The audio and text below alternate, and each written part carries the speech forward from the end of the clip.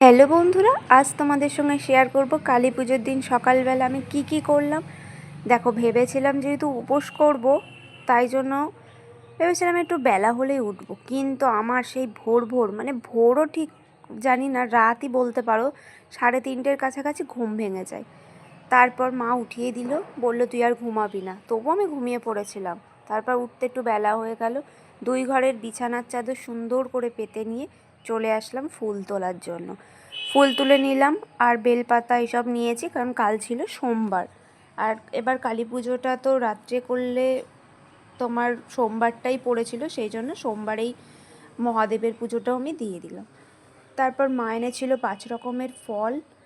যেহেতু আমাদের মন্দিরে পুজো হয়, তোমরা আগের ভিডিওতেই দেখতে পেয়েছো যে আমাদের বাড়িতে পুজো হয়, কালী পুজো এবং দীপান্বিতা লক্ষ্মী পুজো। তার উদ্দেশ্যেই মা এই ফলগুলো এনেছিল।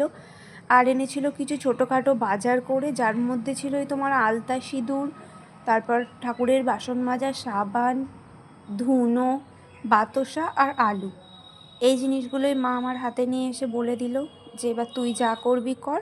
আমি এবার গেলাম স্নানে। তারপর আমিও কি করলাম, আমিও স্নানে চলে গেলাম।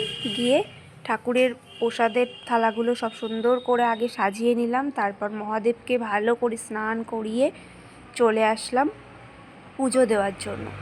পুজোটা সুন্দর করে দিয়ে নিয়েছি। দেখো, আর যেহেতু সোমবার ছিল বাবার বার, দিয়ে পুজোটা দিয়ে নিয়ে এবার বাবা বলছিল যে এখনই মোমবাতিগুলো মানে বসিয়ে রাখ, তাহলে রাত্রেবেলা তাড়াতাড়ি করে ধরাতে সুবিধা হবে, কারণ আমাদের সন্ধ্যের পরপরই পুজোতে বসে যায় ওই বাড়িতে।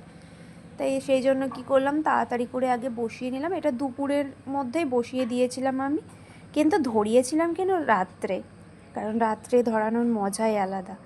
আর তারপর বাবা যেহেতু অসুস্থ, উপোস করেনি বাবা, সেই জন্য তাই বাবা, মা বললো একটু দেখ দুধ আছে ঘরে, ওটাই ছানা কেটে দিতে।